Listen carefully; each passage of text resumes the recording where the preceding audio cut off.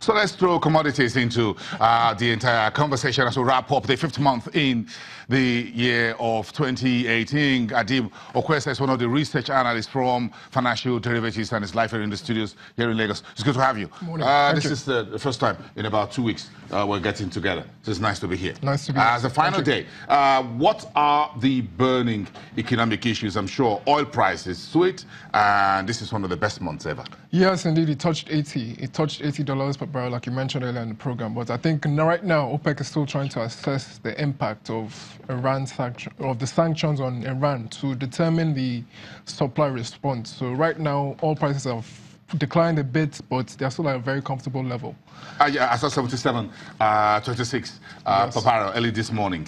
Yes, indeed. I think another topical issue will be the Naira has appreciated to 363. The CBN sold $210 million. I think coming from last week where there was a lot of pressure on the Naira. There has been a big fight last few days for Godwin Emefiele, the central bank governor, to go on checking the banks in Abuja. And when I heard that news, and I said, really? That goes a lot. So CBN is actually doing a lot to try and avert a crisis. The central bank governor on the ground to ensure that banks or commercial banks comply with directives to sell directly and not to hoard FX. Yes, indeed. But it gets us serious. It is. We've got to make sure these banks obey their regulator. Yes, indeed. But I think whether the CBN is doing a lot to avert a crisis, but at what expense? Or already, like you mentioned earlier in the program, the reserves already fell 100 million. Shipping a little bit. Yes. Yeah, but we don't worry. We have close to 50 billion. If I have $50 billion and I'm losing about $100 million, well, it's a drop of water, to be honest. But yes, a drop in the ocean. We expect the Naira is likely to be very volatile in the coming months, because first of all, there's a lot of massive buying going on, like in the stock market. Demand for pilgrims, demand from the pilgrims for Hajj. We also have the start of the summer season. So some analysts say the demand for FX for elections is also that political component too would also have a huge impact. So there's going to be a lot of demand pressures on the Naira. So that means that this time the central bank will be sitting, the governor will be sitting on the edge of his chair.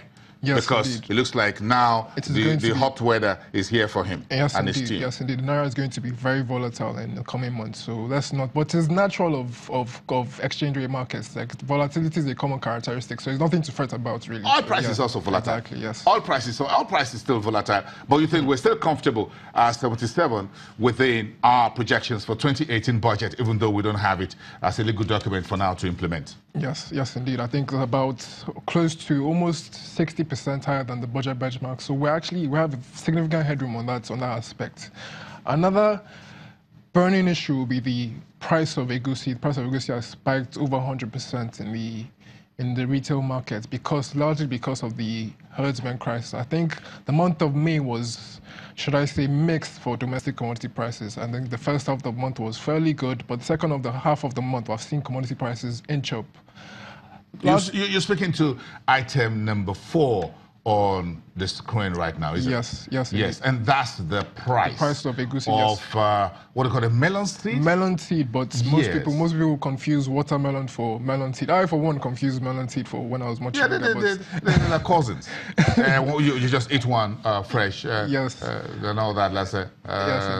Then the other one is the one you ground and all of that. Yes, but that's the one that we're talking about here, because the production, the output region. Let's give it a minute. We'll come back to that. Okay. What else is on the news? I know the diesel prices is always a factor of discussion. The price of diesel is still trending upwards, but hopefully with this decline in oil prices, maybe we'll see the price of diesel also take that route too. But at 230, 235 naira, that is really serves really a threat to price stability if we... No, 230 to 235 is not sustainable for manufacturing or industrial sector, where you have the SMEs who are looking to at least... Indeed. And now that power has been a bit shaky in recent weeks on power output, so there's a lot of demand for diesel. We use diesel to power generators, so that is also a contributing factor to why the price of diesel is high. So okay, so if we break it into what is good and what is not so good. So what is good?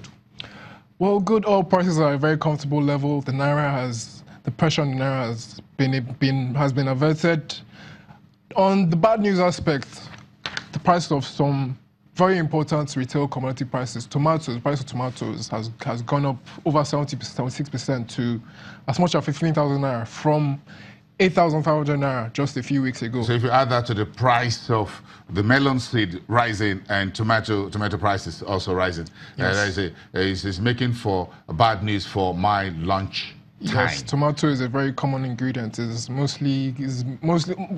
very commonly used by almost everybody. So, but this is more due to seasonal factors. We're saying this is the planting season, and secondly, this is the Ramadan period. So there's a lot of demand. Muslims consume that tomatoes a lot. So market women don't understand this particular of a cycle. All they want is that there's no supply, prices go up. Whether it's a planting season Yes. or harvest season, they don't care.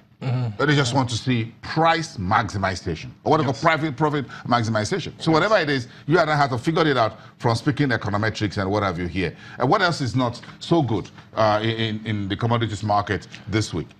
Well, I think that's about it. The power output has been shaky, has been above, slightly below 4,000 megawatts, our latest figure. But I think in the past few days, has been actually at a very comfortable level. The president at his Democracy Day speech said that total generation capacity is now 7,500 megawatts. That is good news. Improved power supply would go a long way to boost GDP supply and industrial output. So that is very good news for the country, yes. But if you look at the details, it goes beyond generation, actually. So let's not dwell on that. Okay, let's go to the market. Let's go to the market and try to track what you and the rest of your team have done in terms of what are the current market prices. Yes. A bit of a survey. Over the past few weeks, it's been largely neuter. So we'll try to just maybe discount it. But now it looks like I'm seeing some upticks and downtrends. Yes. So you got to explain what is coming up next on the screen to us. Most prices are going up actually in the market. We did a survey recently and we found that most commodity prices have actually increased. Okay, here we go. I'm seeing about 4 reds. Yes. Is that right? Red indicators heading up, and only 1 green. If you look at it, common characteristic is that these commodities are consumed by Muslims. So you can say that Those who are fasting by this period. Exactly, the Ramadan period is contributing, but they are not so significant hikes. They're not so much jumps in the price of these commodities. The price of salmon has just gone up by 200 naira. The price of 50 kg bag of rice has gone up by 1,000 naira. But the factor, like we said, tomato, that's a huge jump, over almost 80%, from 8,500 naira to 15,000 naira. So that is a significant. Now, the tomato story there, number 4, if we look at the extreme end, the far right there, that we had a 1-year high of 28,000 per 50 kg basket, whatever it is, of tomato. That's pretty bad news. Yes. We are not returning to that I think anytime soon. That was mostly due to, I think we had a disease, a pest outbreak during that time. So I remember. That was sometime last year. Yes, that caused significant shortages in the market. Yes, and farmers lost a lot. Yes. And that was a period. Okay, that explains that. Yes. But in terms of current market prices, between 8,500 and 8,000, yeah, we can go. So let's go to the price inelastic, which is the second column there. And what's that in green? That's flour. Flour, yes. Flour has inched down a bit. So flour prices by slightly? 100 naira, yes, 100 naira reduction in the price from recent weeks. So that is actually the only commodity that has gone down from the commodities we track on our list there. And rice is going back up. It's going up mostly due to higher demand for the products. Rice is also a common product consumed during the Ramadan period. So that's why the price is going up. I think we're all guilty for the price of rice, one way or the other. We consume a lot of it. One way or the other. By consumption, yes, we're guilty. We consume a lot of rice. So if we put that aside and we go back to the melon seed story about our production, Nigeria is one of the world's top producers of melon seeds. Yes. And we're also one of the top consumers as well.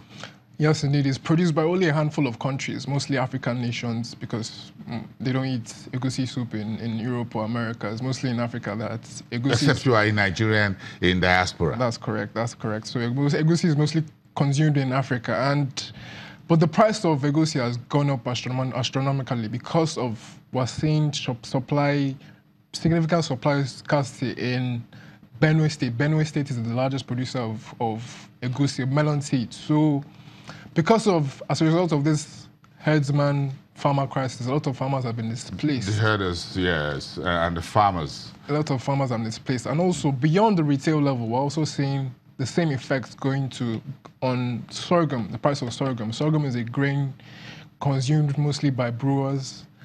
And the price of sorghum has also gone up, and also it's also a threat to Nigeria's sorghum production. So, well, if we flip these things over and look at the melon seeds production in Nigeria, and you're looking at a paint bucket of melon seeds up by 28% in the last month to 3,200 because supply is thinning out. That is a source of worry for anyone here to think about. And you look at the states where we produce them, Enugu, Benue, and Nasarawa states. Yes. Benue, like I said before, Benue is the largest state, and other states are now taking advantage of us because there's little supply in Benue, so other states are now raising their prices in their local areas. Yes, take advantage of the reduction in scarcity. But the bad news is that this is not likely to abate. The price is only likely to continue increasing because this herdsman crisis is very, I would say, very intractable. It's very looking problematic. Exactly. We haven't been able to really have a final wrapper to just wrap our heads around it. Yes. But it looks like it's a little bit abating in terms of what you see on the pages of newspapers almost on a daily basis. The government has provided a short-term solution. I think it said states will provide land so that farmers will be able to set up ranches and livestock production centers. But if we look at the details, most farmers, they believe that it's their traditional right to roam around the country and in search of pastures. So would you be able to persuade those, although they are a small subsector of farmers, those aggressive, sometimes even armed farmers that will be reluctant to be confined in a defined regulated area? I think it will be very difficult for the government to persuade those farmers. So I think it's a very difficult crisis to resolve. I think it's an issue we need to focus on and try to find some measure of closure for it. Benue State, of course, it says the country's food basket. Those states are the most fertile ground. Yes, so for melon seeds. They are the major food suppliers of the nation. So if those countries are affected, if those states, there's a serious threat to food inflation. Yes. Very interesting. If you expand this a little bit globally, where are we with some major agro-commodities like wheat, corn, and cocoa? Yes, maybe sugar. Just maybe we'll throw that into the conversation. Yes, cocoa. The price of cocoa is trending upwards, although the rally has somehow abated from recent weeks because I think we're now in the rainy period. Rain is affecting production, or a lack of rain, I should say, is affecting production in Ivory Coast and Ghana. So that has put a limit on the price rally. But the price of cocoa is still very comfortable. Wheat and corn were major importers of corn and wheat right now, and the US is the major market. So the weather trends in the US would affect the price of those commodities. I think it's rather favorable weather conditions now, so prices are a bit tepid now. So that's good for Nigeria. The price of sugar has increased went to a 12-year low. So we're seeing bargain hunting activities actually push up the price of sugar. So Nigeria is a major importer of sugar. So when the price goes up, it's bad for Nigeria. But the price of sugar is still at a very low level, so it wouldn't impact on our imports bill.